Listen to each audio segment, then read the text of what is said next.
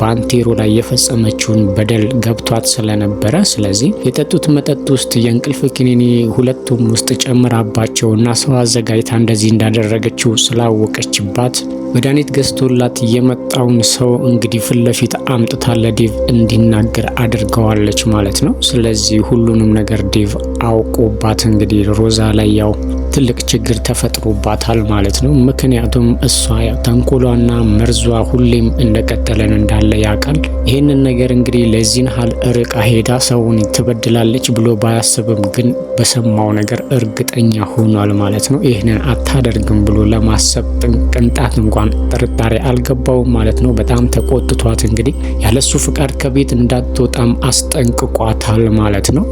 መቼም ቢሆን ሮዛ ተንኮልና ሸር እንደማታጣ ግልጽ ነው። እዛው እንግዲህ ቆማ አንደኛው ተንኮሏ አልሰራ ሲላት ሌላኛ ጥንስስ ጠንስሳለች። እንግዲህ ማለትም አልተሳካላትም እንጂ አሁን እኔ የሰራሁት ነገር ግጥ ትክክል ባይሆንም ግን ከአንድ እውነታ ተነስቼ ነው ሁለቱ ግንኙነት አላቸው ብላ እንግዲህ ዴቭን ግራ አጋብታው ነበረ ማለት ነው። እሱም በሰማው ነገር በጣም ስለተናደደ ከፊት ለፊቱ እንድትሄድለትና ከፊት ለፊቱ ካልሄደች ግን ሊጎዳት እንደሚችል ስላስፈራራት እሷ ትታ ከሄደች በኋላ እንግዲህ ሔዋንን ጥያቄ ጠይቋታል ማለት ነው። ሮዛ ያለችው ነገር እውነት ነው ወይ? ከባንቴሮ ጋር ግንኙነት አለሽ ወይ? ወይም ደግሞ ባንቴሮን ታፈቅረዋለሽ ወይ ሲላት እንግዲህ እሷ ደንግጣለች ማለት ነው። ሌላ ጥያቄም ቀጠል አድርጎ ሮዛ መቼም ከመሬት ተነስታ ይሄንን ነገር ልታደርገው አትችልም። ምክንያቱም በሁለታችሁ መሀል የሆነ ግንኙነት እንዳለ ስላወቀች ያው ክፍተቱን ተጠቅማበታለች እንጂ ከመሬት ተነስታ መቼም አንድ ላይ እንድትተኙ አታደርጋችሁም ብሎ ጥያቄ ሲያቀርብ እንግዲህ ድንገት ደግሞ ያው ባንቴሮ ተከስቷል ማለት ነው። ምክንያቱም ለዚህ ምክንያት ምንድነው መንስኤው? ከምን ተነስታ ነው እንዲህ ልታደርግ የቻለችው ብሎ ሲጠይቅ ባንቴሮም ያለ ምንም ፍርሃት እንግዲህ ለወጥመዷ መውደቅ መንስኤው እኔ ነኝ ብሏል ማለት ነው። ያው ለዴቭም ያለውን ነገር እንቅጭ አድርጎ ነግሯታል። መጀመሪያ እኔ እሷ ከአንተ ጋር ግንኙነት እንዳላት ስለማላቅና በልቧ ውስጥ አንተ እንደነገስክ ስላላወቅኩኝ እንግዲህ ሔዋንን ከምንም በላይ አፍቅሬያታለሁ። እሷን አይቶ የማያፈቅር ሰው ምናልባትም ወይ ልብ የሌለው ወይም ደግሞ አይምሮ ትክክል ያልሆነ ስለሆነ እኔ ደግሞ ይሄንን ነገር አድርጌዋለሁ። ሮዛም ይሄንን ነገር ስለምታቅ እኔም እንደማፈቅራት ሔዋንን እንደምወዳት ስለምታቅ ይሄንን ነገር ተጠቅማበታለች ብሏል።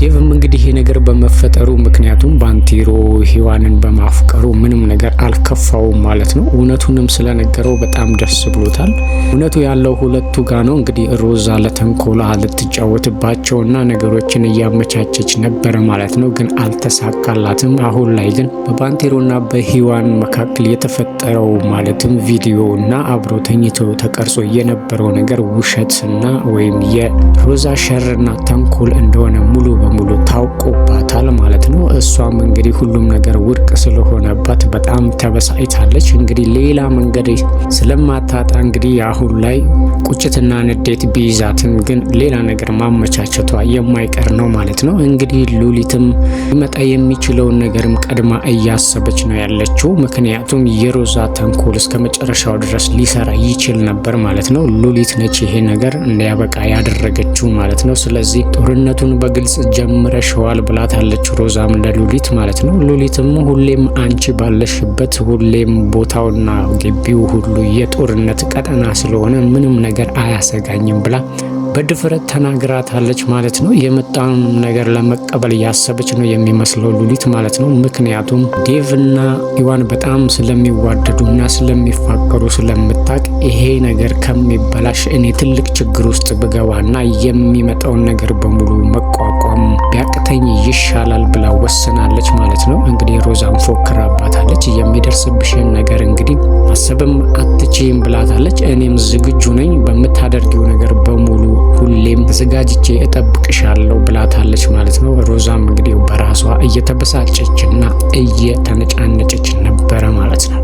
ሌላው ባንቴሮም እንግዲህ ሁሉም ነገር ስላበቃለት ያው ከሔዋን ጋር ያለው ነገር እንግዲህ አብቅቷል ማለት ነው። ምክንያቱም ሔዋን ልብ ውስጥ ዴቭ እንደነገሰበት ስላወቀ ለዴቭም ነግሮታል። ምናልባትም ሌላ ሰው ቢሆን ኖሮ ህይወቴን መስዋዕት አድርጌ እሷን የኔ ያደርግ ነበረ፣ ግን አንተ ነገር ስለሆነብኝ ሁሉንም ነገር ትቸዋለሁኝ ብሏል ማለት ነው። እንግዲህ ለሔዋንም አንድ አዲስ ነገር ሹክ ብሏታል ማለት ነው። ምክንያቱም ሮዛ ያረገዘችው ልጅ የዴቭ እንዳልሆነ ጥርጣሬ እንዳለው ነግሯታል ማለት ነው። እሷም በጣም በድንጋጤ እንግዲህ የዴቭ ካልሆነ ያንተ ሊሆን ይችላል ብላ ልቡን ሰብረዋለች ማለት ነው። እሱ ከእሷ ጋር ግንኙነት ካቆመ በጣም ቆይቷል። ግን እሷ የምታውቀው ግንኙነት እንዳላቸው እንደነበራቸው እስከ ቅርብ ጊዜ ድረስ ማለትም አሁንም ድረስ እንግዲህ ሰማንያቸው እንዳልተቀደደ ታውቃለች ማለት ነው። ስለዚህ የዴቭ ካልሆነ ያንተ ሊሆን ይችላል ብላው ስትለው እንግዲህ በጣም አዝኜብሻለሁ፣ እንዴት እንዲህ ልታስቢ ትችያለሽ ብሎ ሊያሳምናት ሞክሯል ማለት ነው። እንግዲህ ሮዛ የዴቭ ልጅ ነው ትበል እንጂ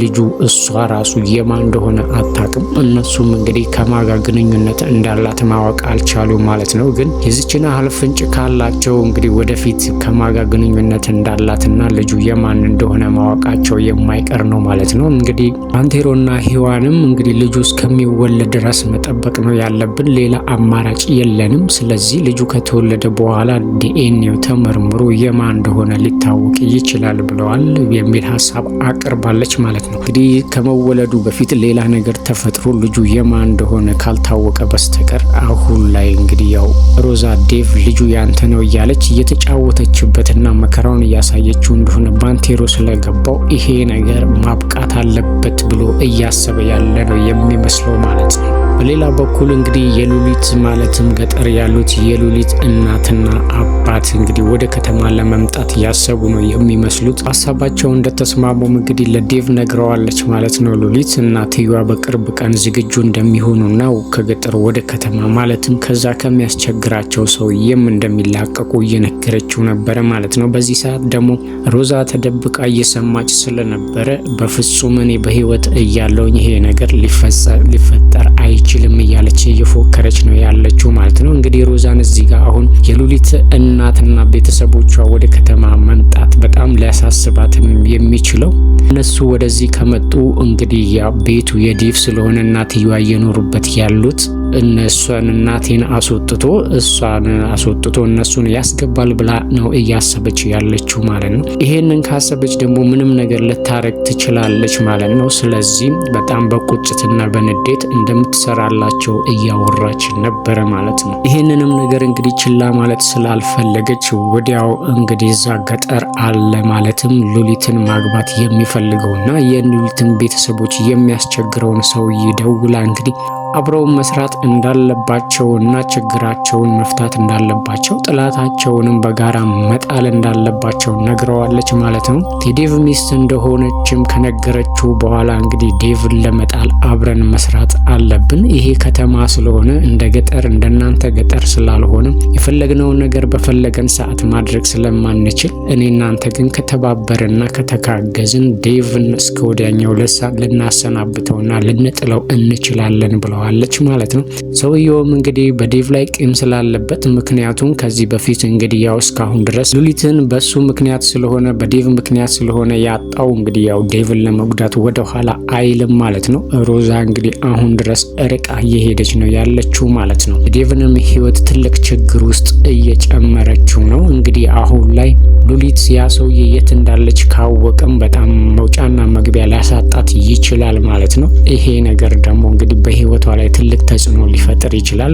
ይሄንን ነገር እሷ ከሱ ጋር መስራት ከጀመረች እንግዲህ ከገጠር ወደ ከተማ መምጣታቸው ምንም ዋጋ ቢስ ሊሆን ይችላል ማለት ነው። እነሱ ወደዚህ የሚመጡበት ምክንያት እሱን ሽሽት ነው። እሱን ሸሽተው ሲመጡ ደግሞ ሮዛ አሁንም እነሱን እንዲከተልና ጥላውን እንዲያጠላባቸው እያደረገች ነው ያለችው ማለት ነው። እንግዲህ አሁን ላይ ተስማምተዋል ማለት ነው ከሮዛ ጋር። እንግዲህ ምን ሊያደርጉ እንደሚችሉ ባናቅም ማለት ነው። ሮዛም እንግዲህ በሁሉም ነገር ተስፋ ስለቆረጠች በተለይ አሁን የዴቭ ነገር አብቅቶለታል ብላም ስላሰበች ድጋሚ ወደሷ እንደማይመለስም ደጋግሞም እየነገራትም ስለሆነ ልጁ እስከሚወለድ ድረስ ብቻ እንደሆነ ደጋግሞም እየነገራት ነው ማለት ነው። በዚህም ደግሞ ተስፋ ስለቆረጠች እንግዲህ ያው የዚህ ትልቁ ምክንያት ደግሞ ሔዋን ነች ብላ ስላሰበች ሔዋንን እንግዲህ ለመጉዳት እያሰበች ነበር ነበረ ማለት ነው። ሔዋን እንግዲህ ያው የቤት እቃ እያስተካከለች ባለችበት ሰዓት እንግዲህ ቤቴ ውስጥ ገብተሽ ሁሉንም ነገር ወስደሽብኛል፣ ባሌን ነጠቅሽኝ፣ እንግዲህ አሁን ደግሞ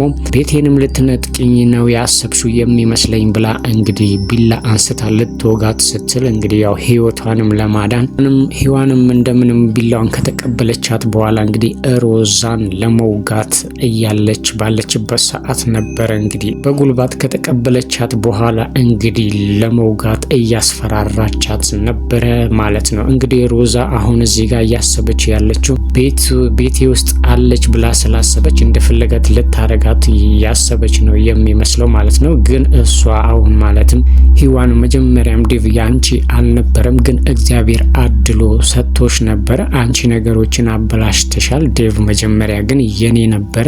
ያንን እድል ደግሞ አግኝተሽ ነበር ያንቺ የመሆኑን። ዴቭ ማለት በጣም ወርቅና ትልቅ ሰው ማለትም አስተዋይና ማንኛውም ሴት ልትመኘው የምትችል አይነት ወንድ ነበር። አንቺ ግን ይሄንን እድሉን እሱን የማግኘት እድሉን ብታገኝም ግን አበላሽተሽዋል። ስለዚህ ዴቭ መጀመሪያም የኔ ነበረ፣ አሁንም የኔ ነው የሚሆነው ያለች ይመስላል። ዴቭ መጀመሪያም የኔ ነበረ፣ አሁንም የኔ ነው እያለች ያለች ነው የሚመስለው ሔዋን ማለት ነው።